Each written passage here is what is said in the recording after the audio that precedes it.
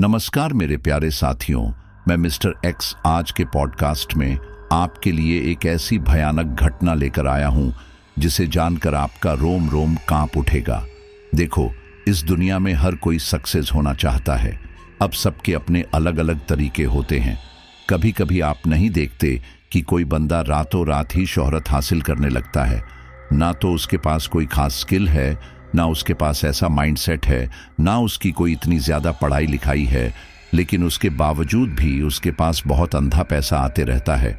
तो हमारे दिमाग में यहीं पर बत्ती जलती है कि आखिर उसने ऐसा क्या कर दिया कि उसके पास इतना पैसा आने लग गया, और जब हम इतनी मेहनत कर रहे हैं तो हमारे पास इतना पैसा क्यों नहीं आ रहा।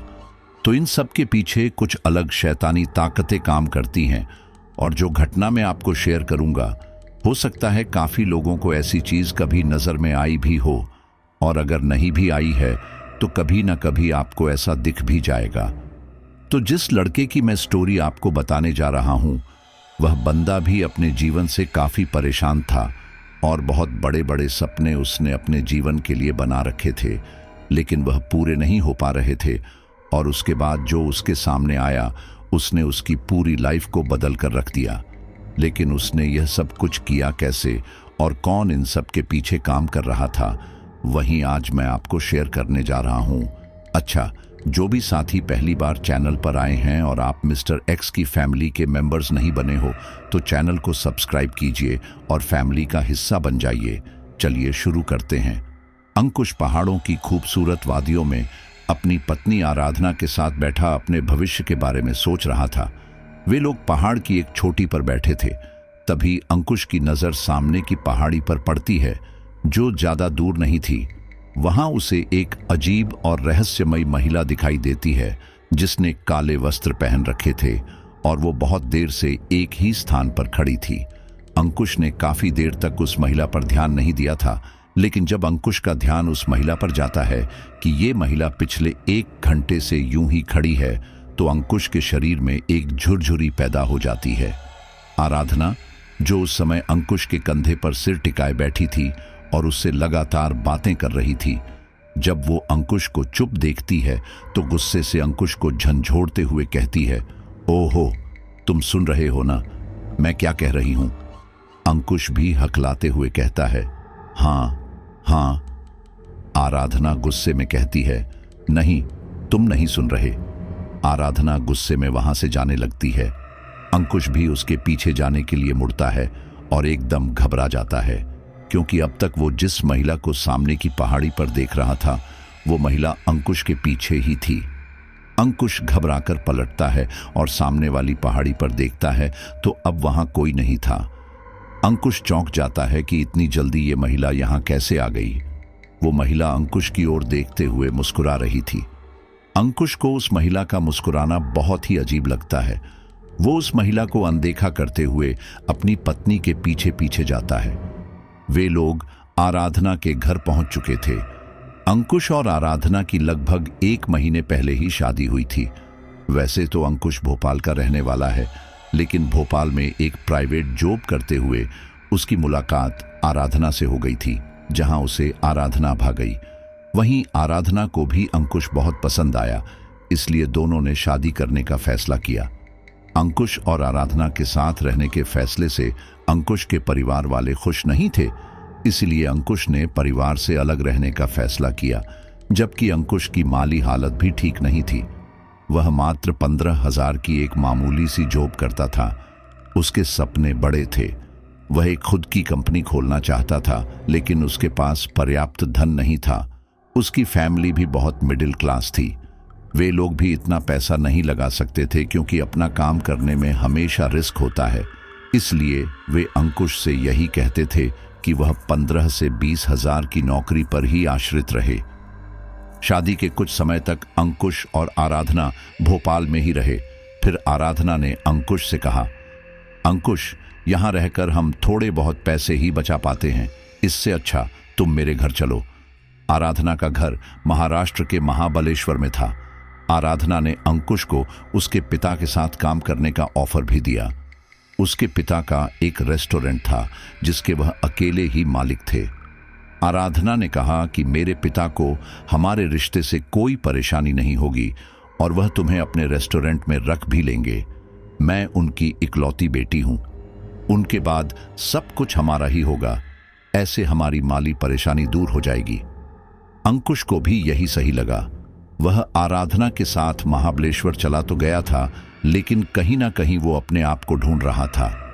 अंकुश जो चाहता था उसे वह मिल नहीं रहा था। आराधना के पिता ने अंकुश को अपने रेस्टोरेंट में मैनेजर की पोस्ट दे दी थी, लेकिन अंकुश उससे खुश नहीं था। अंकुश उससे क्या, कभी भी अपने काम से खुश नहीं रहा। वह हमेशा पैसा जोड़ने की सोचता था और अपनी कंपनी खोलने की सोचता था, लेकिन हाँ, वो आराधना के साथ खुश था। अंकुश और आराधना को महाबलेश्वर गए हुए लगभग 1 महीना हुआ था। वे लोग अक्सर पास की पहाड़ी पर समय बिताने के लिए जाते थे। प्रकृति के बीच बैठकर इंसान की काफी परेशानियां, काफी स्ट्रेस दूर हो जाता है, और अंकुश के साथ भी कुछ ऐसा था। लेकिन जब वह वापस आता था तो उसके दिमाग में उसका घर, परिवार, काम, कारोबार, यही सब घूमता रहता था। लेकिन उस 1 महीने के अंदर वो पहला दिन ऐसा था जब घर आने के बाद अंकुश को घर, परिवार, काम, कारोबार की चिंता नहीं थी, बल्कि उससे उस महिला की चिंता थी जो अचानक से सामने की पहाड़ी से उसके पीछे आ खड़ी हुई थी। उस रात अंकुश गहरी नींद में था और अचानक उसे वही सपना आता है जो समय उसने शाम पहाड़ी पर बिताया था। अंकुश को वही महिला दिखाई देती है जिसने काले कपड़े पहन रखे थे और माथे पर सांप के जैसी एक बिंदी भी लगा रखी थी। अंकुश देखता है कि वह महिला उसके पीछे पीछे घर तक आ गई है और अब उसकी खिड़की से उसे ही झांक रही है। यह दृश्य देखते ही अंकुश की आंख खुल जाती है और उसकी नजर तुरंत खिड़की पर जाती है। खिड़की से धीमी धीमी हवा कमरे में आ रही थी और अंकुश के शरीर में सिहरन पैदा कर रही थी। अंकुश खिड़की बंद करने के लिए खिड़की के पास जाता है तो उसकी नजर सामने पड़ी बेंच पर जाती है। बेंच पर वही महिला बैठी हुई थी जिसे अंकुश ने शाम पहाड़ी पर देखा था। उस महिला को देखकर अंकुश एकदम घबरा जाता है। उसके दिल की धड़कन एकदम तेज हो जाती है। अंकुश को सच में यकीन नहीं होता कि उसका सपना सच हो गया, लेकिन अंकुश उसे अनदेखा करके खिड़की बंद कर देता है। इसी तरह 2-3 रातों तक वह महिला अंकुश के पीछे पीछे ही थी। अंकुश को यह काफी अजीब लग रहा था। फिर एक रात अंकुश को बहुत बेचैनी हो रही थी। खाना खाने के बाद सभी लोग सो गए थे, लेकिन अंकुश को नींद नहीं आ रही थी, क्योंकि उसके मन में अभी भी उस महिला को लेकर डर बना हुआ था। वह जानना चाहता था कि आखिर वह महिला है कौन। इसीलिए अंकुश उस रात बिस्तर पर लेटा ही नहीं, बल्कि खिड़की पर खड़ा रहा, ताकि देख सके कि वो महिला कब आती है और क्या करती है।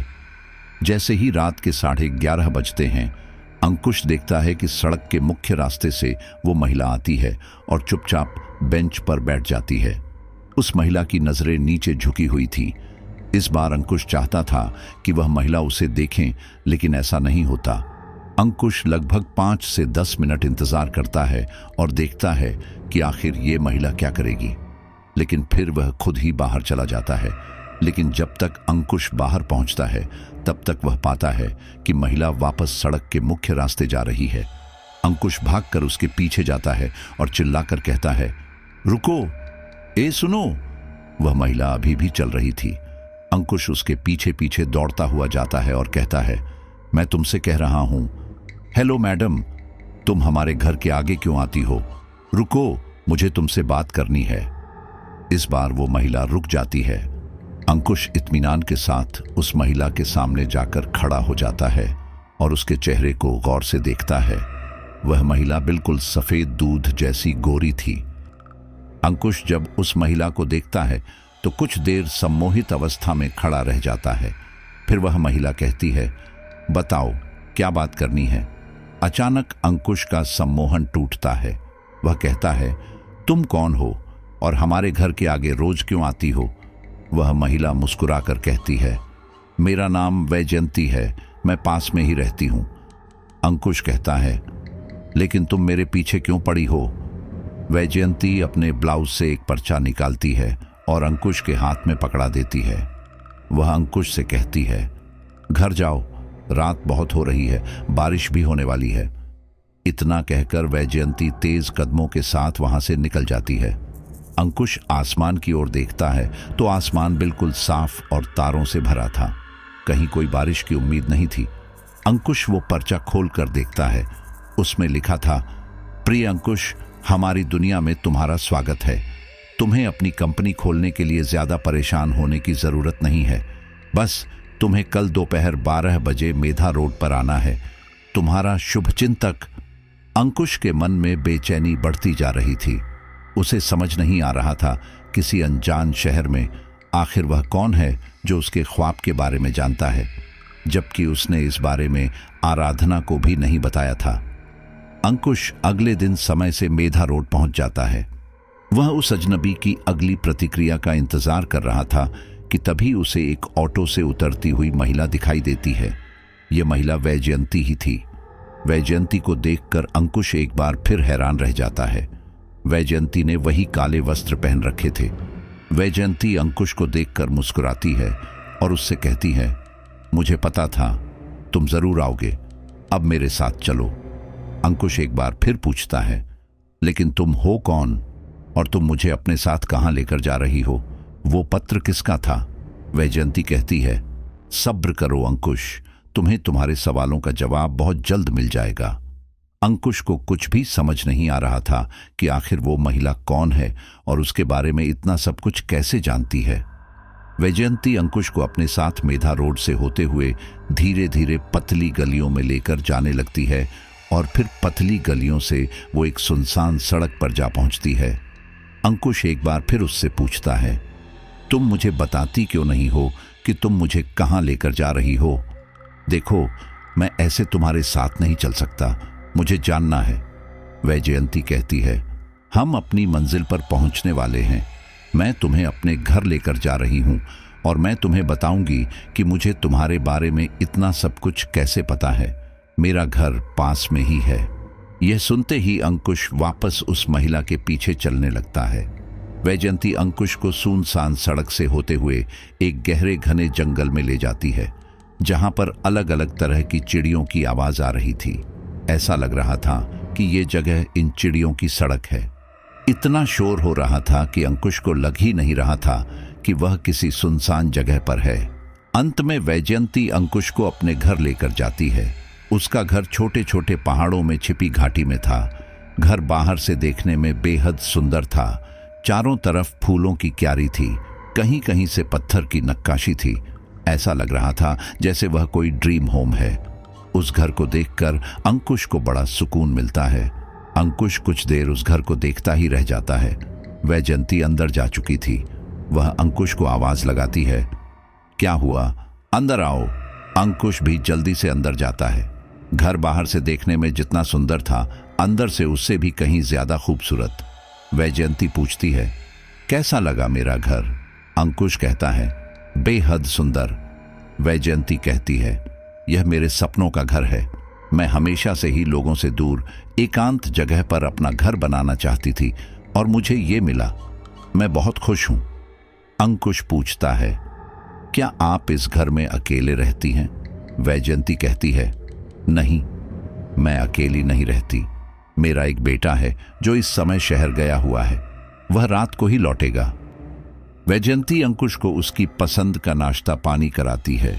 अंकुश इस बार भी हैरान रह जाता है और उस महिला के बारे में जानने के लिए और भी ज्यादा उत्सुक हो जाता है, क्योंकि यह कोई आम बात नहीं थी कि आप किसी को जानते नहीं हो जबकि वही आदमी आपको अच्छी तरह जानता है। नाश्ता करने के बाद अंकुश कहता है, क्या अब आप मुझे बताएंगी कि आखिर आप हैं कौन और मेरे बारे में कैसे जानती हैं? वैजयंती कहती हैं, मेरा काम तुम जैसे परेशान लोगों की मदद करना ही है। मैं जानती हूं कि तुम भोपाल से यहां अपनी पत्नी के साथ आए हो। तुम परेशान हो, तुम्हारे पास इतने पैसे भी नहीं है कि तुम किसी से उधार लेकर अपना काम शुरू कर सको। मात्र 15,000 की नौकरी में इंसान क्या खर्च कर लेगा और क्या बचा लेगा? मैं मानती हूं कि इस दुनिया में हर व्यक्ति को अपना सपना पूरा करने का अधिकार है और तुम भी वो सपना पूरा कर सकते हो। अंकुश कहता है, लेकिन कैसे? वैजयंती कहती है, अगर तुम्हें परेशानी ना हो तो मैं तुम्हें आगे का रास्ता दिखाना चाहती हूं।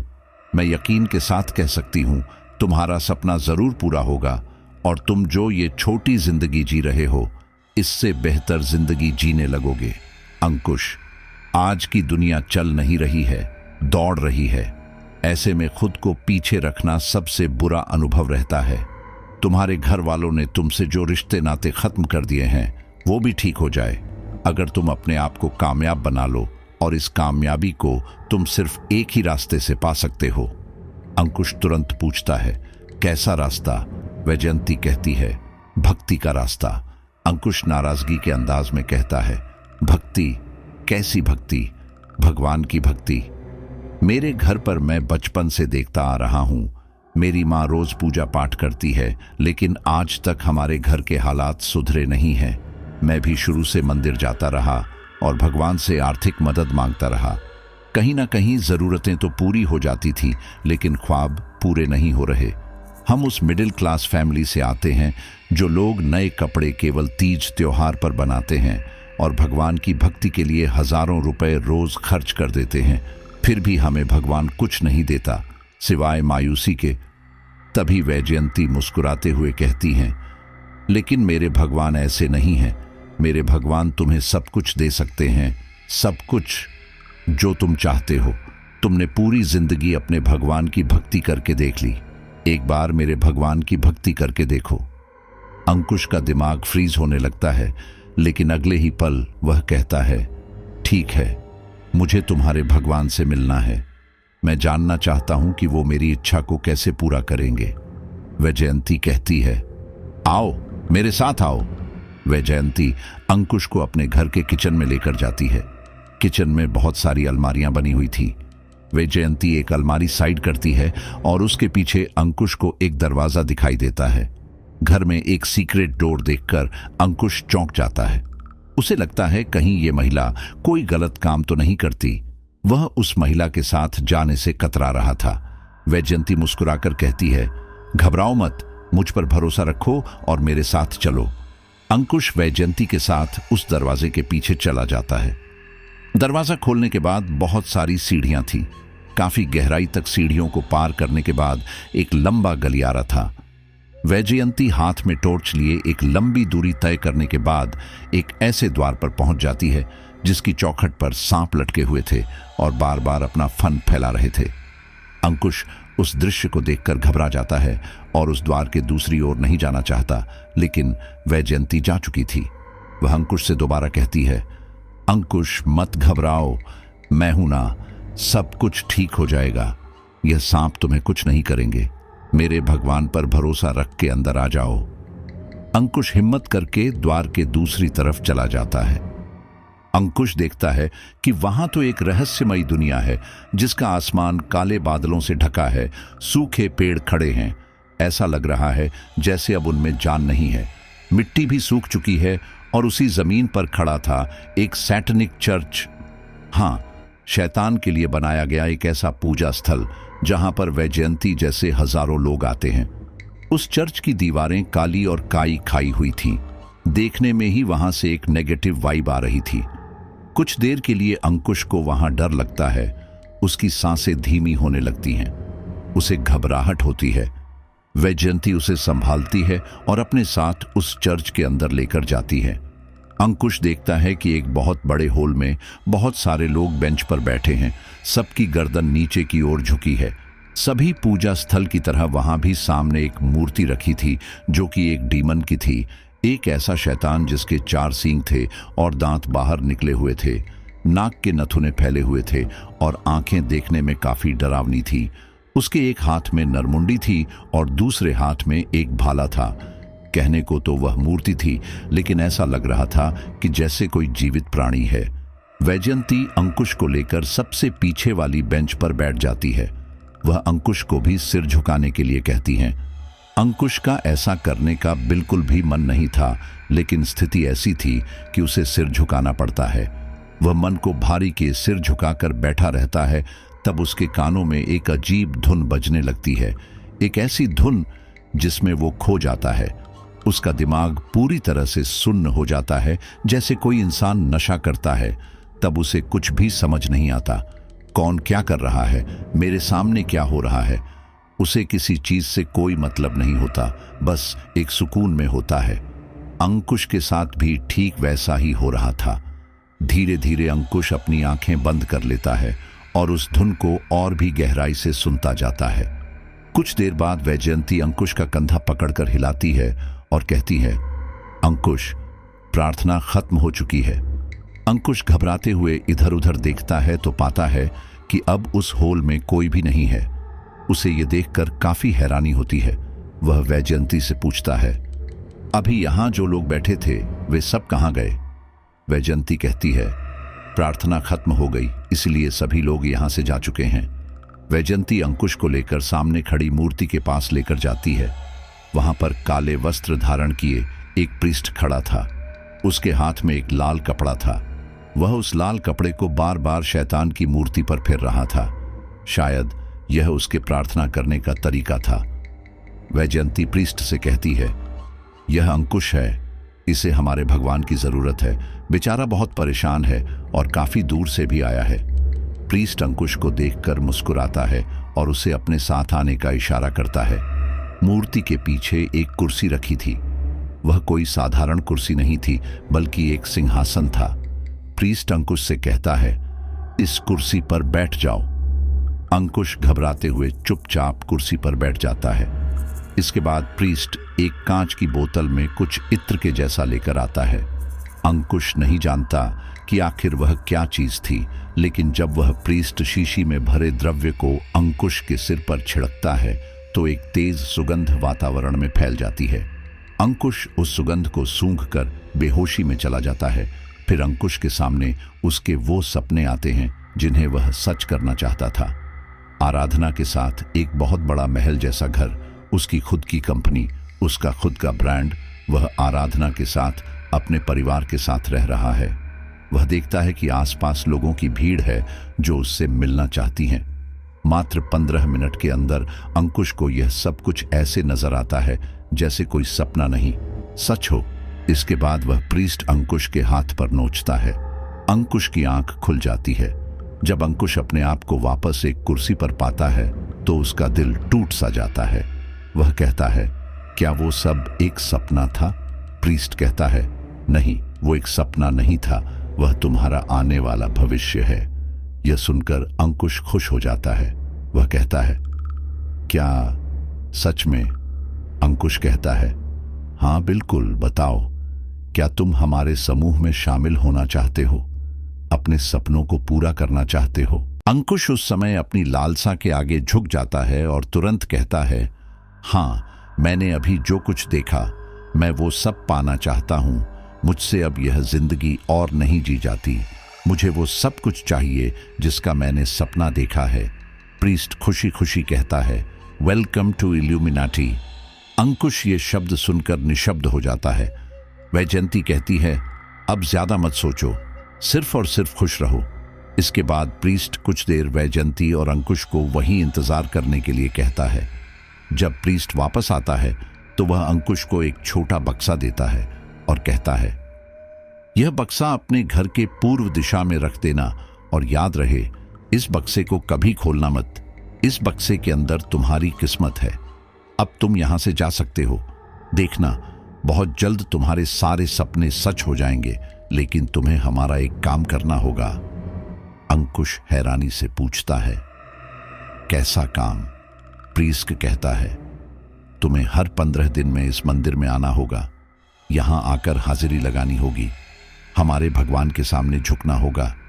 इससे मदद मांगनी होगी और अब तुम किसी भी अन्य भगवान को नहीं मान सकते। अगर तुमने ऐसा किया तो तुम्हें इसका खामियाजा भुगतना पड़ सकता है या शायद तुम्हारी जान पर भी बनाए। अंकुश झट से कहता है, हाँ ठीक है, मेरे लिए यह कोई बड़ी बात नहीं है। मैं वैजयंती के साथ यहां आ जाया करूंगा। अंकुश वैजयंती के साथ उस सैटेनिक चर्च से वापस आ जाता है। पता नहीं उस समय अंकुश को क्या हुआ था, वह इतना खुश था। उसे ऐसा लग रहा था कि अब उसकी जिंदगी में कोई परेशानी नहीं आएगी और होता भी कुछ यूं ही है। अंकुश वापस अपने घर आ जाता है और फिर धीरे धीरे उसकी जिंदगी में सब कुछ वैसा होने लगता है जैसे वह चाहता था। आराधना के पिता के रेस्टोरेंट में काम करते करते उन्हें इतना ज्यादा मुनाफा होता है कि अंकुश इतने पैसे इकट्ठे कर लेता है कि अब वह अपना खुद का ब्रांड खोल सकता था। अंकुश ऐसा ही करता है। उसकी खुद की कंपनी खुल चुकी थी। फिर अचानक भोपाल से उसके घर वाले उससे मिलने महाबलेश्वर भी आ जाते हैं और अंकुश और आराधना को वापस घर चलने के लिए कहते हैं। लेकिन अंकुश कुछ नियमों के तहत वापस भोपाल नहीं जा पाता, लेकिन वह अपनी फैमिली को महाबलेश्वर में ही शिफ्ट कर लेता है और इन्हीं सब खुशियों के बीच उसे खुशी मिलती है उसके बेटे की। अंकुश का खुद का ब्रांड हो चुका था जो ठीक ठाक चल रहा था, जैसा वह चाहता था। उसकी खुद की फैमिली थी, एक अच्छा घर था, सब कुछ बहुत ही परफेक्ट था। लेकिन कहते हैं ना कि इंसान को जितना मिलता है वह हमेशा उससे ज्यादा की चाहत रखता है और कभी संतुष्ट नहीं होता। अंकुश के साथ भी वही था। अंकुश ने जो जो सपने देखे वे सारे पूरे होते चले गए और उसकी इच्छाएं उसी हिसाब से बढ़ती भी चली गईं। अंकुश का खुद का ब्रांड तो था, लेकिन वह अपने ब्रांड को इंटरनेशनल बनाना चाहता था। वह चाहता था कि उसकी गिनती दुनिया के अमीर लोगों में होने लगे, लेकिन यह थोड़ा मुश्किल था क्योंकि इस रेस में अंकुश जैसे बहुत से लोग थे जो अपनी इच्छाओं को पूरी करने के लिए हर तरीके के रास्ते अपना रहे थे। खुद अंकुश के समूह के लोग ऐसे थे जो दुनिया में नाम कमाना चाहते थे और उन्होंने भी अंकुश के जैसा ही रास्ता अपनाया था। अंकुश हर 15 दिन या 20 दिन के अंतराल में वैजयंती के साथ सैटेनिक चर्च में जरूर जाता था। उसने अपनी इस इच्छा के बारे में वैजयंती को भी बताया कि वह चाहता है कि इस पूरी दुनिया में सबसे ऊंचा ब्रांड उसी का हो। वैजयंती ने उसे समझाया, ऐसा करना मुमकिन तो है, लेकिन तुम्हें इसके लिए बहुत बड़ी कुर्बानी देनी पड़ सकती है ज़रेनिया, क्योंकि तुम जैसे हजारों लोग हैं जो इस दुनिया में सबसे ऊपर आना चाहते हैं और भी आए भी हैं, लेकिन इसके लिए उन्होंने बहुत कुछ कुर्बान किया है। जितनी बड़ी इच्छा उतनी बड़ी कुर्बानी। अंकुश पूछता है, कैसी कुर्बानी? आपने तो मुझे कभी इस बारे में नहीं बताया। आपने तो मुझे बस ये कहा कि मेरे सारे सपने सच होंगे। बस मुझे आपके भगवान को मनाना होगा और मैं आपके भगवान को पूरे दिल से मानता हूं। अब वो आपका भगवान नहीं, मेरा भी भगवान है। वैजयंती कहती है, देखो, हर धर्म में भगवान त्याग मांगता है। हमारा भगवान भी त्याग मांग रहा है। बेशक तुम्हारे सारे सपनों को सच्चे करने वाला हमारा भगवान ही है, और अब जो तुम मांगना चाहते हो हमारा भगवान वो भी दे सकता है। लेकिन एक बात याद रखना कि भगवान उन्हीं को सब कुछ देते हैं जो उनके सबसे अच्छे भक्त होते हैं। भगवान को खुश करने के लिए हमें वो सारी चीजें करनी होती हैं जो भगवान हमसे चाहते हैं। यह सदियों से चला आया है कि भगवान को खुश करने के लिए हमें बलिदान देना होता है। वह बलिदान किसी का भी हो सकता है। शुरू से ही लोग जानवरों की बलि देते आए हैं। अंकुश कहता है, हाँ, तो इसमें कौन सी बड़ी बात है? मैं भी जानवर की बलि देने के लिए तैयार हूं। वैजयंती कहती है, लेकिन हमारे भगवान को जानवरों की बलि से ज्यादा इंसानों की बलि प्यारी है। यह सुनते ही अंकुश चौंक जाता है। वह कहता है, यह आप कैसी बातें कर रही हैं? इंसानों की बलि? वैजयंती कहती है, हाँ, इंसानों की बलि। अंकुश काफी देर सोचता है, फिर कहता है, आपका मतलब जैसे तांत्रिक वगैरह बच्चों की बलि देते हैं, इस तरह ना? ऐसी बलि देने के लिए मैं तैयार हूं। इस बात पर वैजयंती मुस्कुराते हुए कहती है, अंकुश, तुम बहुत ज्यादा जल्दी करते हो। बलि तो चाहिए, लेकिन तुम्हारे किसी अपने की, और अपनों में भी वो अपना जिसे तुम बेहद प्यार करते हो। अगर तुम उसकी बलि दे सकते हो तभी तुम्हारी आगे की इच्छाएं पूरी होगी। वैजयंती की यह बात सुनकर अंकुश को थोड़ा धक्का लगता है। वह कहता है, आखिर यह कैसी बलि है कि मैं जिससे प्यार करता हूं उसी को त्याग दूं? मैं ऐसा नहीं कर सकता। वैजयंती कहती है, इसमें बुरा ही क्या है? हर युग में भगवान उसके भक्त से उसकी प्यारी चीज मांगता ही है। वो देखना चाहता है कि उसे भगवान से ज्यादा प्रेम है या फिर इंसान से, और तुम्हें अपनी भक्ति साबित करनी ही होगी। अगर तुम वो भक्ति साबित नहीं कर पाए तो भगवान तुमसे वो सब कुछ छीन लेगा जो तुम्हें अब तक दिया है। क्या तुम नहीं जानते कि इब्राहिम से भी उसकी भक्ति का सवाल किया गया था? तभी तो उसने अपने बेटे को बलिदान के लिए आगे किया था। वैजयंती यहाँ पर इस्लाम, ईसाई और यहूदी धर्म के एक ऐतिहासिक वाक़ये का जिक्र कर रही थी, जबकि अंकुश इस बात से पूरी तरह अनजान था कि वह क्या कह रही है। अंकुश कहता है, देखो, मैं इन सब के बारे में नहीं जानता। मैं अपने भगवान का भक्त हूँ, लेकिन इतना बड़ा नहीं कि मैं अपनी प्यारी चीज़ कुर्बान कर दूँ। वैजयंती कहती है, तुम्हारे इसी स्वार्थ की वजह से तुम्हारे भगवान ने तुम्हें कभी कुछ नहीं दिया। अंकुश, यह मत भूलो कि ये जो सब कुछ दिया हुआ है हमारे भगवान का ही है। इतनी बड़ी बात कहकर तुम हमारे भगवान को नाराज कर दोगे। अंकुश कहता है, देखो, मैं नहीं जानता कि क्या सही है क्या गलत, लेकिन मैं अपनों की कुर्बानी नहीं दे सकता।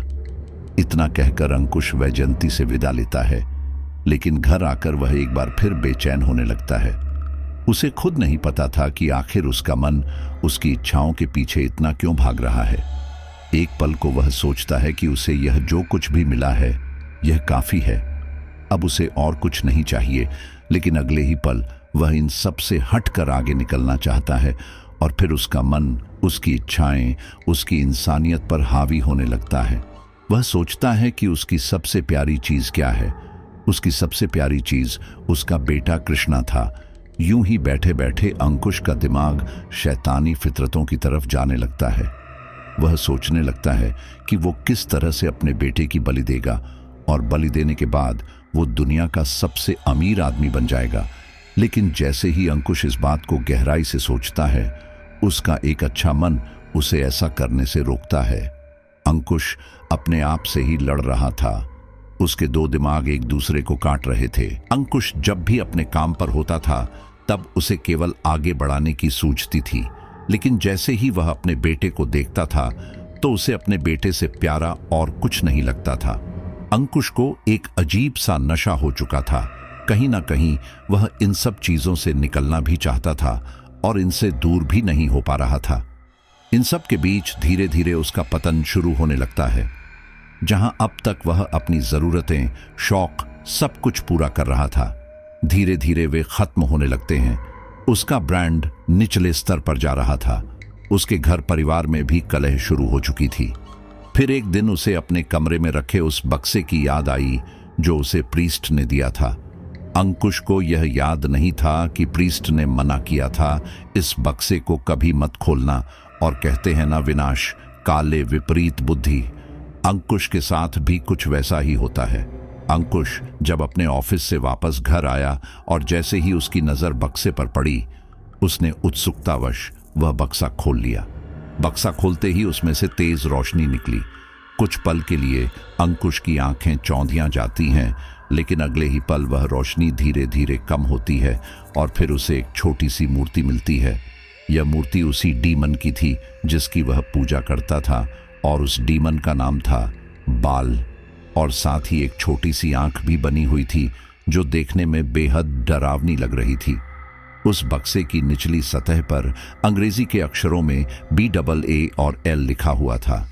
अंकुश को तब पहली बार पता चलता है कि वह जिस राक्षस की पूजा कर रहा है उसका नाम बाल है। अंकुश बाल की मूर्ति को उठाकर अच्छे से देख रहा था। वह काले रंग की पत्थर की तराशी हुई एक मूर्ति थी जो बेहद चमकदार थी। अंकुश जब उस मूर्ति को देख रहा था तब उसे ऐसा एहसास हुआ जैसे इस मूर्ति की उंगली ने कुछ हरकत की। अंकुश ने घबराकर वह मूर्ति वापसी में फेंक दी और जल्दी से बक्सा बंद कर दिया, लेकिन तभी अंकुश को एहसास हुआ जैसे उसके कमरे में कोई दाखिल हुआ। अंकुश ने जैसे ही पलटकर देखा तो पाया कि कोई नहीं है। कमरे का दरवाजा भी बंद है। वह दिमागी तौर पर काफी थका हुआ था। उसने बक्सा बंद किया। तभी आराधना भी अंकुश को खाने के लिए बुलाने आ गई। रात में जब अंकुश सो रहा था तब अचानक उसकी आंख खुली और उसने देखा कि उसका बेटा कृष्णा दरवाजे पर खड़ा है। अंकुश ने अपने बेटे से पूछा, बेटे क्या हुआ? लेकिन उसका बेटा कुछ नहीं बोला और चुपचाप दरवाजा खोलकर बाहर चला गया। अंकुश अपने बेटे के पीछे गया तो उसने देखा कि कृष्णा सीढ़ियों पर उल्टे कदम चल रहा है। यह देखकर अंकुश को हैरानी हुई, लेकिन अंकुश अपने कदम आगे नहीं बढ़ा पाया। अंकुश अपने बेटे को रोकना चाहता था। अंकुश चिल्लाता है, कृष्णा! कृष्णा की आंखें लाल होने लगती हैं। उसके चेहरे पर एक शैतानी हंसी आती है। धीरे धीरे वह अपना मुंह खोलता है। अंकुश देखता है कि उसके बेटे के दांत नुकीले और आड़े टेढ़े हैं। यह देखकर अंकुश घबरा जाता है। कृष्णा एक झटके में ही हवा में उड़कर गोल गोल घूमने लगता है और नीचे चला जाता है। अंकुश के कानों में वही धुन बजने लगती है जो सैटेनिक चर्च में बजती थी। कृष्णा नीचे जमीन पर लेट जाता है और गोल गोल घूमने लगता है। साथ ही साथ वो एक अलग भाषा में कुछ बोल रहा था जो अंकुश की समझ के बाहर था। अंकुश पूरी कोशिश कर रहा था कि वह अपने बेटे तक पहुंच पाए और एक पल ऐसा आता है कि अंकुश अपने कदम बढ़ा लेता है। वह भागते हुए अपने बेटे के पास जाता है, लेकिन तभी उसका बेटा जमीन में धंस जाता है। अंकुश को जमीन में केवल अंधेरा ही दिखाई देता है। अंकुश अपने बेटे का नाम ले लेकर चिल्ला रहा था, कृष्णा कृष्णा। और दूसरी ओर अंकुश की आवाज सुनकर आराधना की आंख खुल जाती है। कृष्णा भी आराधना के पास ही था। जब आराधना की आंख खुलती है तो देखती है कि अंकुश उसके पास नहीं है और उसके चिल्लाने की आवाज आ रही है। आराधना और कृष्णा जल्दी से बाहर जाते हैं तो देखते हैं कि अंकुश जमीन पर बैठकर कृष्णा कृष्णा चिल्ला रहा है। आराधना भागकर नीचे जाती है और अंकुश को झंझोड़कर कहती है, अंकुश अंकुश तुम्हें क्या हुआ? अंकुश आराधना को देखते ही रोने लगता है। वह कहता है, आराधना, हमारा बेटा कृष्णा, वो देखो कृष्णा। आराधना जमीन में देखती है लेकिन उसे कुछ नजर नहीं आता। जमीन बिल्कुल साधारण थी। आराधना घबराते हुए कहती है, क्या, कहाँ है हमारा बेटा? अंकुश रोते हुए कहता है, वो देखो, वो इसके नीचे चला गया, किसी ने उसे खींच लिया। आराधना कहती है, अंकुश तुम पागल हो गए हो क्या? हमारा बेटा तो वो है। आराधना ऊपर ग्रिल की तरफ उंगली दिखाते हुए कहती है। अंकुश जैसे ही ऊपर देखता है तो अपने बेटे को बिल्कुल सही सलामत पाता है। अंकुश हैरान रह जाता है। अंकुश जब दोबारा जमीन पर देखता है तो जमीन सामान्य हो चुकी थी। अंकुश को अपनी आंखों पर यकीन नहीं होता। वह घबराकर खड़ा होता है और इधर उधर देखने लगता है। वह कहता है, अरे ये क्या हुआ? मैंने तो अपने बेटे को। लेकिन फिर अंकुश भागता हुआ कृष्णा के पास जाता है और उसे गले से लगा लेता है। वह उसे चूमता है, प्यार करता है और रोने लगता है। आराधना अंकुश के पास आती है और कहती है, क्या हुआ अंकुश? कोई बुरा सपना देखा था क्या? हमारा बेटा तो सही सलामत है। अंकुश बात को खत्म करते हुए कहता है, हाँ, शायद एक बुरा सपना था और मैं नींद में नीचे आ गया। आराधना को यह काफी अजीब लगता है क्योंकि आज से पहले अंकुश कभी इस तरह से नींद में इधर उधर नहीं गया। फिलहाल वह अंकुश को कमरे में ले जाती है। अगले दिन अंकुश अपने ऑफिस गया और अपने केबिन में शांति से बैठ गया। उसे अभी भी रात की वो घटना याद आ रही थी। वह अपने बेटे का वो डरावना चेहरा भूला नहीं पा रहा था। वह अपने ऑफिस में अकेला था। तभी उसके कानों में एक आवाज आती है, तुम्हें बलि देनी होगी। अंकुश घबराकर इधर उधर देखता है लेकिन आसपास कोई नहीं था। वह सोचता है कि ये उसके मन का वहम है। अंकुश की कुर्सी के सामने 2 कुर्सी रखी हुई थी। अंकुश काम करने ही जा रहा था कि अचानक उनमें से एक कुर्सी अपने आप हिलने लगी। अंकुश ने तुरंत उठकर देखा लेकिन जमीन पर कुछ नहीं था। अंकुश घबराकर बोला, कौन है यहां? अंकुश के पूछने पर किसी का जवाब तो नहीं आया, लेकिन धीरे धीरे कमरे में एक परछाई का अंधेरा छाता गया। पूरे कमरे में अंधेरा हो गया। अंकुश उस अंधेरे में घुटन महसूस कर रहा था कि अचानक उसे अपने कंधे पर किसी के हाथ का एहसास हुआ। धीरे धीरे वो हाथ अंकुश के पेट की तरफ बढ़ता चला गया और फिर अंकुश के पेट में दर्द उठने लगा। ऐसा लग रहा था जैसे कोई उसके पेट को कसकर दबा रहा है। अंकुश अपना पेट पकड़ लेता है क्योंकि उसके पेट में बेतहाशा दर्द हो रहा था। दर्द इतना तेज था कि अंकुश के मुंह से आवाज तक नहीं निकल रही थी। वह झुका हुआ अपने पेट को दबाए पड़ा था। उसकी आंखें भी बंद थीं। उसे सांस लेने में दिक्कत हो रही थी और तभी कमरे का दरवाजा खुलता है और एकदम रोशनी होती है। कमरे में अंकुश का एक एम्प्लॉय विपिन आया था। वह अंकुश को दर्द में देखता है तो तुरंत घबराकर कहता है, अरे सर, क्या हुआ? अंकुश धीरे से अपनी आंखें खोलता है तो देखता है सामने उसका एम्प्लॉय खड़ा है और तभी अंकुश जमीन पर गिर जाता है। वह अपना पेट अभी भी पकड़े हुए था। उसके पेट में अभी भी दर्द हो रहा था। पेट को पकड़ा देख विपिन समझ जाता है कि अंकुश सर के पेट में कोई दिक्कत है। वह अंकुश को तुरंत अस्पताल लेकर जाता है। अंकुश को कुछ ही देर में आराम हो जाता है, लेकिन वह इस बारे में अपने घर पर किसी कुछ नहीं बताता। कुछ दिन यूं ही बीत जाते हैं। अंकुश अपने साथ होती घटनाओं से काफी परेशान था। उसे हर वक्त अपने पास किसी न किसी की मौजूदगी का एहसास होता था। यह सब तब से ही हो रहा था जब से उसने बक्सा खोला था। ऐसा लगता था जैसे कोई उस पर नजर बनाए हुए हैं। फिर एक दिन अचानक अंकुश इन सब चीजों से निकलने के लिए अपने परिवार के साथ कुछ देर बाहर जाने का फैसला करता है। आराधना और कृष्णा नीचे सोफे पर बैठे थे, जबकि अंकुश कमरे से चाबी लेने गया था। चाबी ड्रेसिंग टेबल पर सामने रखी थी। अंकुश जैसे ही चाबी उठाता है तभी उसे आईने में एक आदमी खड़ा दिखाई देता है, जिसका चेहरा पूरी तरह से स्याह रंग का था। उसके कपड़ों और उसके चेहरे के रंग में कोई फर्क नजर नहीं आ रहा था। अंकुश आदमी को देखकर चौंक जाता है और उसके हाथ से चाबी नीचे छूट जाती है, लेकिन जैसे ही वह अपने पीछे पलट कर देखता है उसके पीछे कोई नहीं था, जबकि आईने में अभी भी वह शख्स दिखाई दे रहा था। अंकुश घबराकर एक एक कदम पीछे हटाने लगता है कि तभी कृष्णा भागते हुए कमरे में आता है।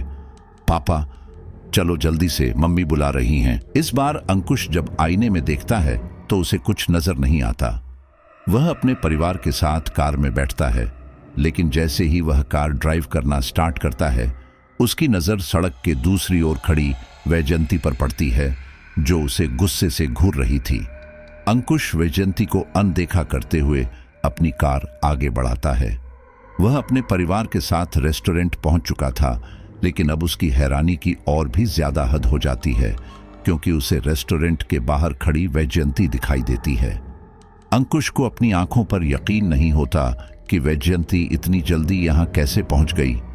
लेकिन इस बार फिर अंकुश वैजयंती को अनदेखा करते हुए रेस्टोरेंट के अंदर चला जाता है। रेस्टोरेंट के सामने की दीवार पूरी तरह शीशे से बनी हुई थी, जिससे अंदर बैठे कस्टमर को बाहर का साफ दिखाई दे रहा था। अंकुश भी अपने परिवार के साथ बैठा था कि तभी उसकी नजर रेस्टोरेंट के बाहर खड़ी वैजयंती पर पड़ती है, जिसकी आंखों से अब खून निकल रहा था। उसके चेहरे पर गुस्सा था। अंकुश अब परेशान हो चुका था। वह आराधना से कहता है, आराधना, तुम कृष्णा का ख्याल रखो, मैं बस अभी आया। अंकुश जल्दी जल्दी बाहर गया और वैजयंती से गुस्से में बोला, क्या बात है, तुम मेरा पीछा क्यों कर रही हो? वैजयंती भी गुस्से में कहती है, तुम यह सही नहीं कर रहे हो, तुम्हें बलि देनी होगी या फिर खुद को हमारे भगवान को सौंपना होगा। अंकुश गुस्से में कहता है, तुम पागलों जैसी बातें मत करो, ना मैं किसी की बलि दूंगा और ना खुद को बलिदान होने दूंगा। तुम मेरा पीछा करना बंद करो और चली जाओ यहां से। मैं अपने परिवार के साथ कुछ समय बिताने के लिए आया हूं। अंकुश को परेशान देख आराधना जल्दी से बाहर जाती है और अंकुश के कंधे पर हाथ रखती है। अंकुश घबराकर पीछे देखता है और कहता है, अरे आराधना, तुम? आराधना हैरानी से कहती है, हाँ मैं, लेकिन तुम यहां किससे बातें कर रहे हो? अकेले अकेले क्या बड़बड़ा रहे हो? अंकुश एक नजर वैजयंती की ओर देखता है, जो उसके सामने नहीं थी। वह बड़ी हैरानी से इधर उधर देखने लगता है। आराधना को अंकुश के इस व्यवहार से परेशानी होती है। वह गुस्से में कहती है, अंकुश क्या हो गया है? तुम कुछ दिनों से अजीब अजीब हरकतें कर रहे हो। काम को लेकर इतना ज्यादा परेशान मत हो, बिजनेस में तो यह सब चलता ही रहता है। अंकुश बात को खत्म करते हुए कहता है, चलो कुछ खाते हैं। अंकुश आराधना के साथ वापस रेस्टोरेंट के अंदर चला जाता है। अपने साथ होती इन घटनाओं से अंकुश बहुत ज्यादा परेशान होने लगा था। उसका दिमागी संतुलन ठीक से काम नहीं कर रहा था और इसके चलते ना तो वो अपने काम पर ध्यान दे पा रहा था और ना ही अपने परिवार पर। वह ऐसी कश्मकश में फंसा हुआ था जिसे वह अपने परिवार से बता भी नहीं सकता था, लेकिन वह इतना समझ चुका था कि उसके आसपास किसी अदृश्य शक्ति की मौजूदगी केवल उसे सैटेनिक चर्च, उस बक्से और उस शैतान की वजह से है जिसकी वो पूजा करता है। अंकुश का मन अब उस राक्षस की भक्ति से पीछे जाने लगा था, क्योंकि कहीं ना कहीं अंकुश के मन में एक इंसानियत जागी हुई थी, जिसकी वजह से वह ना तो अपने बेटे की बलि चढ़ा सकता था और ना ही अपनी, या फिर हो सकता है उसे अपनी चीजों से बहुत ज्यादा मोह हो गया, लेकिन वह अपने वादे का पक्का नहीं निकला। अंकुश अब समझ चुका था कि वह ऐसे भंवर में फंस चुका है जिससे निकलना काफी मुश्किल है। इल्यूमिनाटी में जाना तो आपके हाथ में होता है, लेकिन वहां से निकलना आपके हाथ में नहीं होता। वहां आप अपनी मर्जी से जुड़ सकते हो, लेकिन उससे निकलना उस संस्था के लोगों के हाथ में है। और अंकुश के साथ भी यही सब हो रहा था। उस रात अंकुश को ठीक से नींद नहीं आ रही थी, वह बस करवटें बदल रहा था। तभी वो किसी चीज की खटपट से उठकर बैठ जाता है। तब उसकी नजर उसी बक्से पर पड़ती है जो उसे प्रीस्ट ने दिया था। वह बक्सा अपने आप ही हिल रहा था। अंकुश घबराते हुए उस बक्से की तरफ बढ़ता है। वह एक नजर अपनी पत्नी और अपने बच्चों को देखता है और फिर चुपचाप उस बक्से को लेकर बाहर चला जाता है। वह सोफे पर बैठा था और सोच रहा था कि इस बक्से को खोले या नहीं, लेकिन अब उसे ध्यान आ चुका था कि प्रीस्ट ने इस बक्से को खोलने के लिए मना किया था, जबकि वह पहले ही इस बक्से को खोल चुका था। तभी उस बक्से से आवाज आती है, अंकुश। अंकुश एकदम घबरा जाता है और उस बक्से को मेज पर रख देता है, और फिर अचानक वह बक्सा अपने आप ही खुलता है और उससे तेज रोशनी आती है। फिर धीरे धीरे वो रोशनी कम होती जाती है। तब उसमें जो मूर्ति थी जिसका रंग काला था, अब वो चकनाचूर हो चुकी है और उस बक्से में केवल काली मिट्टी पड़ी है। धीरे धीरे वह मिट्टी खून के जैसे तरल पदार्थ में बदलने लगती है और फिर खून बढ़ता चला जाता है और अंत में एक ऐसी स्थिति आती है कि खून बक्से के बाहर आ जाता है। और उस वक्त अंकुश के कानों में एक बार फिर आवाज आती है, तुम्हें हमारे शैतान के पास जाना होगा। यह बात सुनते ही अंकुश के सामने वही सैटेनिक चर्च आ जाता है जिसके अंदर वह हमेशा जाया करता था, लेकिन पिछले कई दिनों से वह वहां नहीं गया था, जबकि उस चर्च का यह रूल था कि तुम्हें हर 15 दिन में वहां पर अपनी हाजिरी लगाने आना है। अंकुश सैटेटिक चर्च में जाना तो चाह रहा था, लेकिन उसकी हिम्मत नहीं हो रही थी, क्योंकि वह अच्छी तरह जानता था कि उसने उस शैतानी भगवान को नाखुश कर दिया है। उसकी ही पूजा से आज उसने सब कुछ पाया है। अंकुश समझ चुका था कि उसके राक्षस उससे नाराज हो चुके हैं और इसीलिए अंकुश सैटेनिक चर्च में जाने की हिम्मत नहीं कर पा रहा था। तभी उसके दरवाजे की डोर बेल बजती है। अंकुश घड़ी में समय देखता है तो रात के 2 बज रहे थे। वह मन ही मन सोचता है कि भला इतनी रात में मेरे घर कौन आया होगा। अंकुश के मन में डर तो बना हुआ था, लेकिन फिर भी वह अपने डर को काबू में करता है और दरवाजा खोलता है, लेकिन दरवाजे पर कोई नहीं था। अब अंकुश का डर उस पर हावी होने लगता है। फिर अचानक उसकी नजर उसके मेन गेट के बाहर खड़े एक व्यक्ति पड़ जाती है।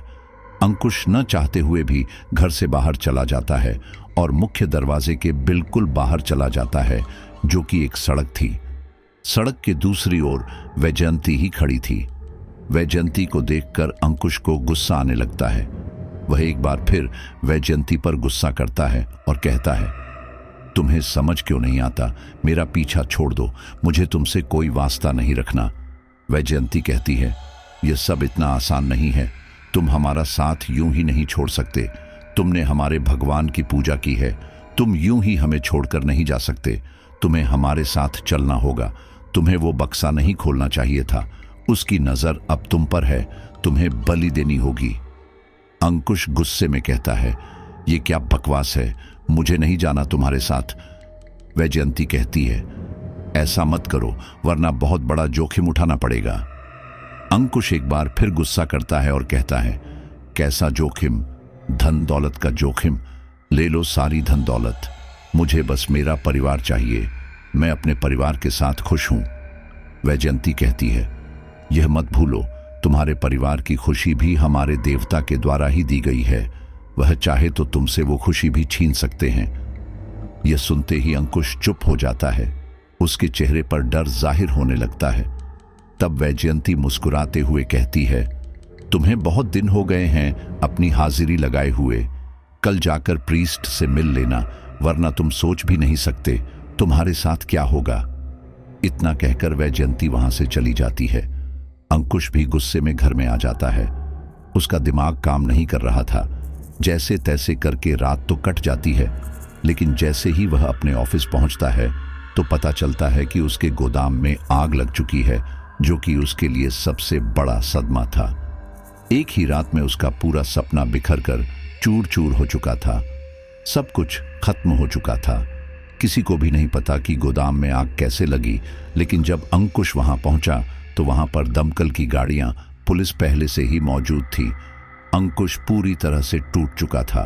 अब अंकुश का ध्यान कहीं ना कहीं वैजयंती की बात पर जाता है।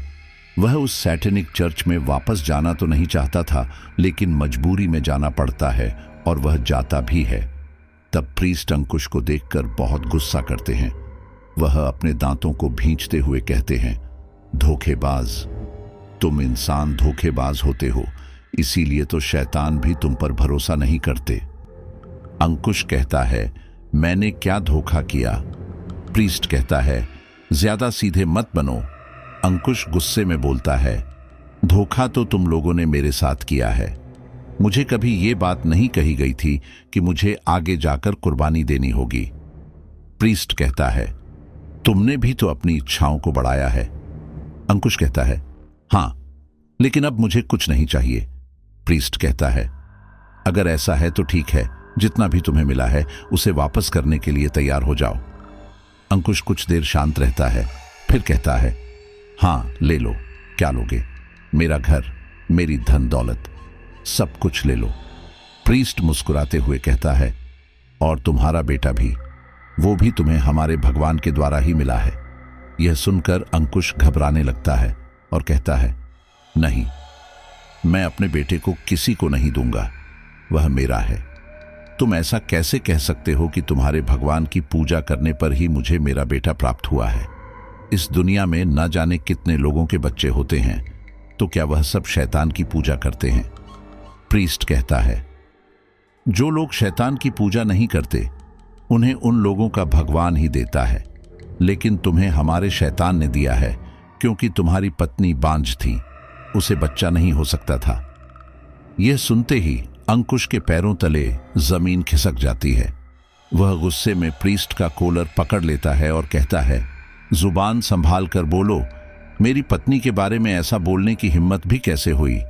वैजयंती अंकुश को संभालती है और कहती है, प्रीस्ट गलत नहीं कह रहे, तुम्हारी पत्नी सच में मां नहीं बन सकती। अगर यकीन नहीं है तो जाओ, उसके डॉक्यूमेंट में एक रिपोर्ट रखी है, उसे पढ़ लो। अंकुश को अभी भी यकीन नहीं होता। वो शांत हो जाता है। वैजयंती कहती है, तुम्हें क्या लगता है कि केवल तुम ही हमारे पास आए हो? हमारे पास तुम्हारी पत्नी भी आई थी और उसी ने हमसे एक बच्चे की मांग की, और फिर हमारे शैतान ने तुम दोनों को वो बेटा दिया। लेकिन हाँ, तुम्हारी पत्नी की इच्छाएं ज्यादा बड़ी नहीं, उसकी इच्छा केवल उसके बेटे तक ही सीमित रह गई। अंकुश को अपने कानों पर बिल्कुल भी यकीन नहीं हो रहा था। वह एक मिनट भी वहां नहीं रुकता और सीधा अपने घर जाता है। आराधना उस समय कृष्णा को लेकर पार्क गई हुई थी। अंकुश इसी बात का फायदा उठाकर आराधना के डॉक्यूमेंट खंगालने लगता है। फिर उसके हाथ में अस्पताल की रिपोर्ट लगती है, जिसमें साफ लिखा था कि आराधना मां नहीं बन सकती। वो रिपोर्ट देखकर अंकुश जम सा जाता है। उसकी आंखों से झरझर आंसू बहने लगते हैं। वह कमरे में रखे अपने बेटे की फोटो फ्रेम को उठाता है और उसे निहारता रहता है। अंकुश को उस पल ऐसा लग रहा था जैसे ये उसका बेटा नहीं है। कुछ ही देर बाद आराधना कृष्णा के साथ आ जाती है। अंकुश को परेशान देखकर वह थोड़ा घबरा जाती है और फिर अगले ही पल बेड पर रखी रिपोर्ट पर जब आराधना की नजर जाती है तो वह बुरी तरह घबरा जाती है। वह अंकुश के बराबर में बैठ जाती है। आराधना धीरे से कहती है, अंकुश। अंकुश की आंखों से आंसू की तेज धारा बहती है। वह कहता है, आराधना, तुमने मुझे सच्चाई क्यों छुपाई? आराधना का गला सूख चुका था। उसके गले से आवाज भी नहीं निकल रही थी। वह एक गिलास पानी पीती है और कहती है, मैं तुम्हें परेशान नहीं करना चाहती थी और मैं डर गई थी कहीं तुम मुझे छोड़ ना दो, लेकिन अब तो हमारे पास हमारा बेटा है ना, तो इस रिपोर्ट से हमें क्या करना है? ये झूठी रिपोर्ट है, अंकुश चिल्लाकर कहता है। नहीं, ये रिपोर्ट झूठी नहीं है, हमारा बेटा झूठ है। अंकुश गुस्से में खड़ा हो जाता है और चिल्लाते हुए बोलता है, ये सब कुछ झूठ है। ये घर, ये काम, ये कारोबार, पैसे, हमारा जीवन, सब कुछ झूठ है। आराधना एकदम घबरा जाती है और कहती है, क्या हुआ अंकुश, तुम इतना गुस्से में क्यों हो? अंकुश आराधना के दोनों हाथ पकड़कर अपने माथे से लगा लेता है और कहता है, आराधना, हमने बहुत बड़ी गलती कर दी। हमने अपनी जिंदगी अपने हाथों से ही खराब कर ली। आराधना को कुछ समझ नहीं आ रहा था। वह पूछती है, तुम क्या कहना चाह रहे हो? मेरी कुछ समझ नहीं आ रहा। अंकुश कहता है, तुम इल्यूमिनाती का हिस्सा हो ना? यह सुनते ही आराधना शांत हो जाती है। उसके मुंह से एक लफ्ज नहीं फूटता। अंकुश कहता है, बोलो आराधना, तुम वैजयंती से मिली थी ना? उसने तुम्हें भी लालच दिया था? आराधना हाँ में सिर हिलाती है। अब उसकी आंखों से भी आंसू निकलने लगते हैं। अंकुश कहता है, आराधना, हमें यह नहीं करना था, हमें यह नहीं करना था। वो हमसे सब कुछ ले लेंगे, हमारी जिंदगी पहले से भी बदतर हो जाएगी। आराधना कहती है, तुम ऐसी बातें क्यों कर रहे हो? वैजयंती मेरे पास आई थी, वह मुझे हॉस्पिटल में ही मिली थी। जब मैं अपनी रिपोर्ट देख रही थी तब मेरी आंखों से आंसू निकल रहे थे। तब उसने मुझे दिलासा दिया कि मैं मां बन सकती हूं, और फिर वह मुझे एक ऐसे स्थान पर ले गई जहां पर काला अंधेरा था और लोगों की इच्छा पूरी होती थी। लेकिन उसने मुझे ये सब किसी को बताने के लिए मना किया था। अंकुश, बिना औलाद के व्यक्ति की जिंदगी अधूरी होती है। तुमने अपनी जिंदगी में बहुत सी परेशानियां देखी थीं और अब मैं तुम्हें एक औलाद का सुख भी ना देती। यह मैं नहीं चाहती थी, बस इसलिए मैं वैजयंती के साथ चली गई। फिर मुझे यह भी डर था कि कहीं तुम औलाद की वजह से मुझे ना छोड़ दो, क्योंकि धीरे धीरे तुम तरक्की कर रहे थे। इसलिए मुझे कहीं ना कहीं यह डर बना हुआ था कि तुम्हें तो लड़कियों की कमी नहीं होगी। अंकुश रोते हुए कहता है, आराधना, मेरी आराधना, तुमने ऐसा सोच भी कैसे लिया कि मैं तुमको छोड़ सकता हूं? तुम मेरे साथ मेरे संघर्ष के समय से थी, तो मैं तुम्हें कामयाबी में कभी नहीं छोड़ देता। अंकुश कुछ देर के लिए शांत हो जाता है, फिर गुस्से में कहता है, लेकिन ये कामयाबी झूठी है। यह कामयाबी मेरी नहीं है, मेरी मेहनत नहीं है। इतना कहकर वह गुस्से में कमरे का सारा सामान तोड़ने लगता है। वह आईने को चकनाचूर कर देता है, बेड के गद्दे फेंक देता है। उसके हाथ में जो आ रहा था वह सबको तोड़ता चला जाता है, जैसे उसे इन सब सामानों से नफरत हो गई है। आराधना अंकुश को संभालती है। अंकुश, शांत हो जाओ, इतना गुस्सा करने से कोई फायदा नहीं होगा। तुम मुझे बताओ, परेशान क्यों हो? हमें सब कुछ मिल भी गया तो परेशानी क्या है? हम खुश तो है ना? हमारा बेटा खुश है। अंकुश कहता है, नहीं आराधना, मैं खुश नहीं हूं, क्योंकि वो लोग मेरे बेटे की बलि चाहते हैं और उसकी वजह भी मैं ही हूं। मैंने अपनी इच्छाएं बढ़ा ली और अब उन्हें मेरा बेटा चाहिए। आराधना, यह उनका बिछाया हुआ एक जाल है जिसमें वह हमें इच्छाओं और हमारे सपनों का वो घर दिखाते हैं जिसे पूरा करने के लिए हम किसी भी हद तक चले जाते हैं, और फिर वो हमारे दिल से ऐसा खेलते हैं कि हम टूट जाते हैं, बिखर जाते हैं, उनके आगे मजबूर हो जाते हैं। या तो हमें मजबूरन उनकी बात माननी पड़ती है या फिर खुद को खत्म करना पड़ता है। वो हम पर हर वक्त नजर बनाए हुए हैं। आराधना ये सुनकर घबरा जाती है। अंकुश, ये तुम क्या कह रहे हो? खुद को खत्म? अंकुश कहता है, हाँ आराधना, हमारा कृष्णा भगवान की देन नहीं बल्कि शैतान की देन है और वो हमसे वापस मांग रहा है। आराधना भी रोते हुए कहती है, नहीं, ऐसा नहीं हो सकता, कृष्णा हमारा बेटा है।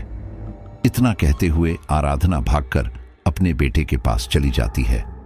तभी अंकुश देखता है कि कमरे का सारा सामान अपने आप ही अपनी जगह पर जा रहा है। टूटा हुआ आईना भी सिमट कर अपने आप खड़ा हो जाता है। फिर अंकुश को एक हंसी की आवाज आती है। ऐसा लग रहा था जैसे अंकुश के हालातों पर अदृश्य शक्तियां हंस रही हैं। अंकुश उस हंसी की आवाज से पागल सा हो जाता है और कमरे से भाग जाता है। अंकुश और आराधना एक दूसरे से नजर भी नहीं मिला पा रहे थे।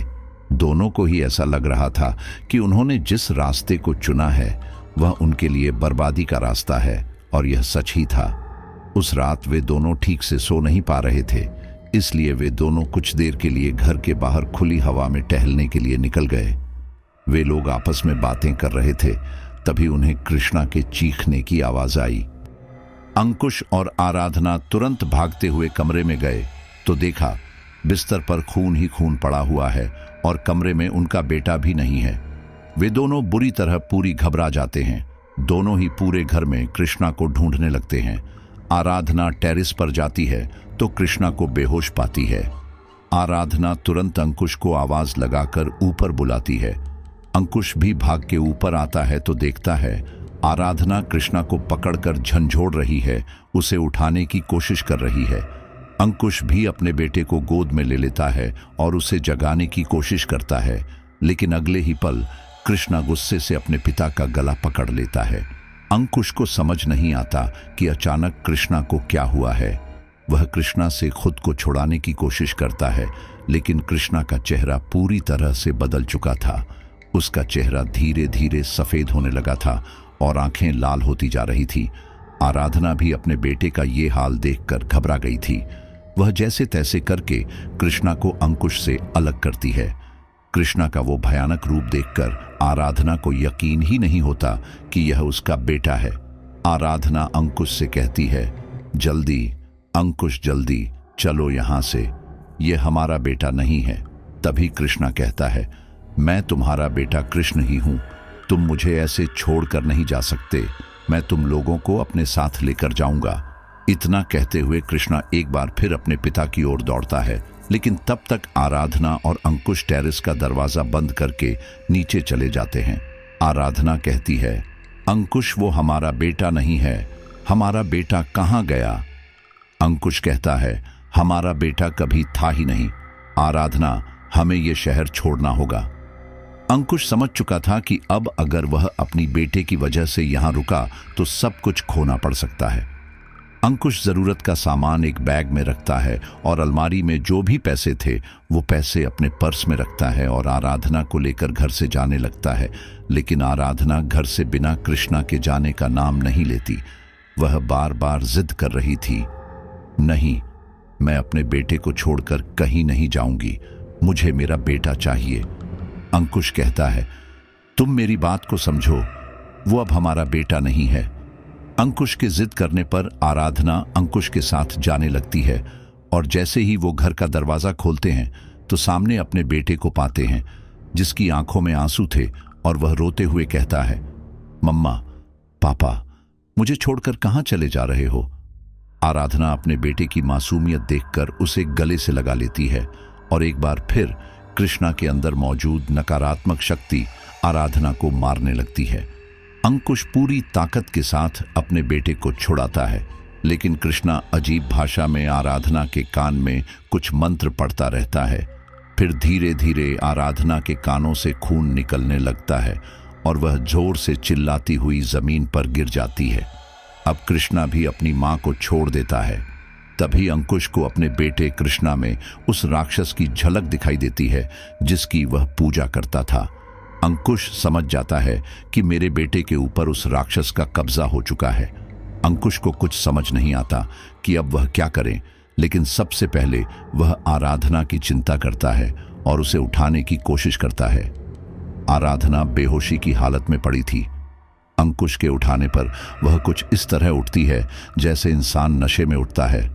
अब अंकुश को अपने सच्चे देवता की याद आती है, वह देवता जिसकी वह बचपन से पूजा करता रहा था। वह अपने घर में वापस जाता है और पूजा घर ढूंढता है, लेकिन अफसोस अब उसके घर में कोई भी पूजा घर नहीं था, क्योंकि जब वह इल्यूमिनाती का हिस्सा बना था तब उसने अपने घर से सभी भगवानों की मूर्ति हटा दी थी। अचानक अंकुश घर के पास बने काली मां के मंदिर पर जाता है। वह आराधना को लेकर सावधानी के साथ घर के बाहर निकलता है। अंकुश को डर था कि कहीं कृष्णा फिर से उसे अपना शिकार न बना ले।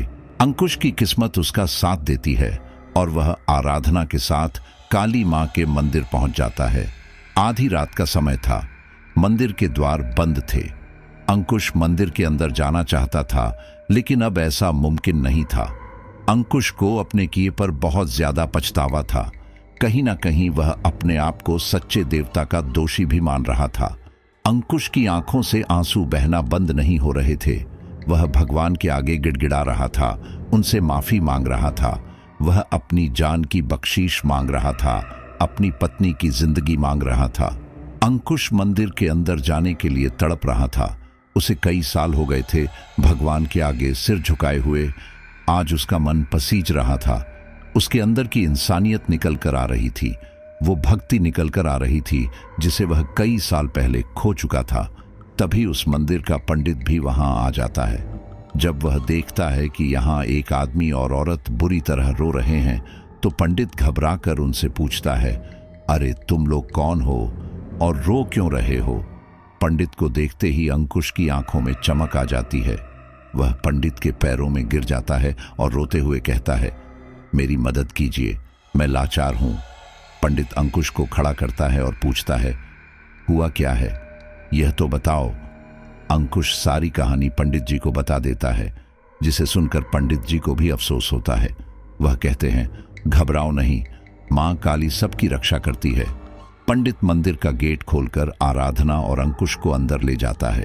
अंदर जाते ही अंकुश मां काली के चरणों में गिर जाता है। अंकुश का पछतावा देखकर पंडित जी को उस पर तरस आता है और वो उसी समय आरती करने लगते हैं। तेरे भक्त जनों पार माता भये पड़ी है भारी, दानव दल पार तो माड़ा करके सिंह सांवरी, 100 सिंहों से बालशाली है अष्टभुजाओं वाली, दुष्टन को तू ही ललकारती। हे मैया हम सब उतारे तेरी आरती।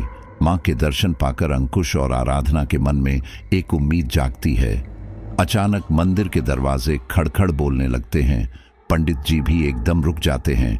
पंडित जी को किसी बुरी अनहोनी का अंदेशा होता है और वो बाहर जाकर देखते हैं तो उन्हें कृष्णा दिखाई देता है, जो बहुत ही डरवाने दृश्य में मंदिर के सामने खड़ा था। कृष्णा जमीन पर उल्टा खड़ा था। उसका सिर जमीन पर था, जबकि पैर ऊपर आसमान की ओर थे और वो पंडित जी को देखकर मुस्कुरा रहा था। उसकी हंसी बेहद डरावनी थी। पंडित जी घबराकर दरवाजा बंद करते हैं और अंकुश के पास आकर कहते हैं, बाहर वो कौन है? अंकुश मंदिर के जंगले से ही बाहर झांक कर देखता है तो उसे अपना बेटा कृष्णा दिखाई देता है। अंकुश कहता है, जी पंडित जी, यह मेरा बेटा है, लेकिन यह इस समय मेरा बेटा नहीं है। इसके अंदर उस बाल डीमन की आत्मा घुसी हुई है। पंडित जी अंकुश से कहते हैं, देखो बेटा, जहां तक मैं समझता हूं कि ये तुम्हारा बेटा था ही नहीं, इसलिए तुम इसकी बलि दे दो। मुझे लगता है ये डीमन तुम्हारे बेटे को अपने साथ ले जाने आया है। मेरी मानो तो इसे अपनी रजामंदी के साथ इस राक्षस के साथ भेज दो। क्या फायदा, तुम अपनी पत्नी से भी हाथ धो बैठोगे। मुझे तुम्हारी कहानी सुनकर बहुत अफसोस हुआ, लेकिन अब मुझे यही सही रास्ता लगता है कि तुम अपने आप को भगवान को समर्पित कर दो और ये शैतान द्वारा दिया गया बच्चा, इसे ठुकरा दो। अंकुश इस बलिदान के लिए तैयार तो नहीं था, लेकिन वह आराधना को मुसीबत में भी नहीं डालना चाहता था। उसकी खुद की जिंदगी भी लगभग समाप्त हो चुकी थी। वह अपने किए पर पछता रहा था, इसीलिए वह अपने भगवान को राजी करने के लिए शैतान द्वारा दिए गए बच्चे का बलिदान दे देता है। अंकुश चिल्लाकर कहता है, ले जाओ मेरे बेटे को। यह सुनते ही आराधना चिल्लाने लगती है, नहीं नहीं, मेरे बच्चे को छोड़ दो। अंकुश आराधना को समझाता है, आराधना मान जाओ, जो हमारी किस्मत में होगा वही होगा। भगवान ने हमारी कसम में औलाद नहीं लिखी थी। हम भगवान से ज्यादा आगे नहीं बढ़ सकते। हमने बढ़ाने की कोशिश की और उसका नतीजा देख लिया ना, जाने दो कृष्णा को। अंकुश के इतना कहते ही एक तेज हवा का झोंका आता है और कृष्णा के शरीर पर लगता है। वो हवा का झोंका जरूर था, लेकिन एक तीर की भांति था, जो कृष्णा के शरीर के 3 टुकड़े करके वहां से चला जाता है। यह सब कुछ इतनी जल्दी होता है कि अंकुश का दिल दहल उठता है। एक पल के लिए वक्त रुक जाता है। इतना भयानक मंजर उसने अपनी जिंदगी में कभी नहीं देखा था और न कभी सोचा था। अंकुश के बेटे की लाश के टुकड़े जमीन पर बिखरे हुए थे और फिर देखते ही देखते जमीन में अपने आप गड्ढा होता है और उसके लाश के टुकड़े जमीन के अंदर धंस जाते हैं। अचानक अंकुश को एक संतुष्टि मिलती है, जैसे सब कुछ ठीक हो गया। लेकिन यह अंत नहीं था। अंकुश अपनी पत्नी आराधना को लेकर वापस घर पहुंचता है तो पाता है कि उसका घर भी बिखरा हुआ है। उसे अपनी आंखों पर यकीन नहीं होता। सब कुछ टूटकर बिखर चुका था। उसका काम, उसका घर, उसका बेटा। अंकुश वापस अपनी उसी स्थिति में पहुंच जाता है जहां से उसने अपनी इस जिंदगी की शुरुआत की थी। अंकुश और आराधना वापस आराधना के पिता के पास चले जाते हैं। अंकुश दोबारा अपने ससुर के साथ उनके रेस्टोरेंट में काम करने लगता है। अंकुश और आराधना ने अपने पिता को अपने हालातों के बारे में सारी बातें बताईं, जिसे सुनकर उन्हें भी अपने कानों पर यकीन नहीं हुआ। लेकिन वह इस बात से खुश थे कि उनकी बेटी और दामाद सही सलामत हैं। अंकुश अपने ससुर के साथ काम तो करने लगा था, लेकिन अभी भी उसे अपने आसपास किसी अदृश्य शक्ति का एहसास होता था। उसे कई बार अपना बेटा दिखाई देता था जो उसे अपने साथ चलने को कहता है। धीरे धीरे स्थिति इतनी ज्यादा बिगड़ती चली गई कि अंकुश को अपना बेटा हर समय दिखाई देने लगा। उसका बेटा रोता था, गिड़गिड़ाता था कि पापा मेरे साथ चलो, पापा मेरे साथ चलो, मुझे दर्द होता है। और इन सब घटनाओं के चलते अंकुश का मानसिक संतुलन बिगड़ गया। न केवल अंकुश का जीवन अस्त व्यस्त हो गया, बल्कि आराधना भी इन अदृश्य शक्तियों का शिकार होती चली गई। वह अपने आप से ही बातें करती थी और कहती थी कि मेरा बेटा मेरे साथ है, जबकि उसके आसपास कोई भी नहीं होता था। अब यह तो भगवान ही जाने कि सच में आराधना और अंकुश को उनका बेटा दिखाई देता था या फिर भी दोनों अपने बेटे को खोने के गम में पागल हो गए। फिलहाल जो कुछ भी था, अंकुश और आराधना को जीवन तो मिल गया, लेकिन एक अधूरा जीवन, जिसमें ना उनके पास कोई औलाद है और ना ही उनकी स्टेबल लाइफ। आज भी इस दुनिया में अंकुश जैसे हजारों लोग हैं जो अपनी जायज ख्वाहिशों के लिए नाजायज रास्ता चुन लेते हैं और उनका खामियाजा इसी तरह भुगतना होता है। और मेरा कहना तो यही है कि आप कभी भी ऐसी गलत चीजों में ना पड़े और हमेशा ध्यान रखें कि सफलता पाने का केवल एक ही रास्ता है, और वह है केवल और केवल कड़ी मेहनत। आपको लाइफ में ऐसी न जाने कई चीज मिलेगी। कैसे लोग मिलेंगे जो आपको भटकाएंगे और कहेंगे कि आपको इतनी मेहनत करने की आवश्यकता नहीं है। वह गलत रास्ते पर आपको चलने के लिए कहेंगे, लेकिन आप कभी भी उनके भटकाव में ना आए। केवल सच्चे भगवान पर अपनी पूरी श्रद्धा रखें और फिर जो भगवान करे उसको स्वीकार करें। चलिए अब अपने कुछ साथियों को धन्यवाद देते हैं। प्रीति शुक्ला प्रयागराज, नितेश ठाकुर यप, विनोद कुशवाहा, श्याम सुंदर अजमेर, कमलकांत, आंचल जोशी अलवर, सुमीत उज्जैन, सीमा नोएडा, गुरजीत संधू फिरोजपुर, फिरोज खान नेपाल, राजलक्ष्मी जयपुर, मिलान परियर नेपाल। अच्छा, तो अगर आपका सपोर्ट रहा तो मिलता हूं एक नई हॉरर स्टोरी के साथ।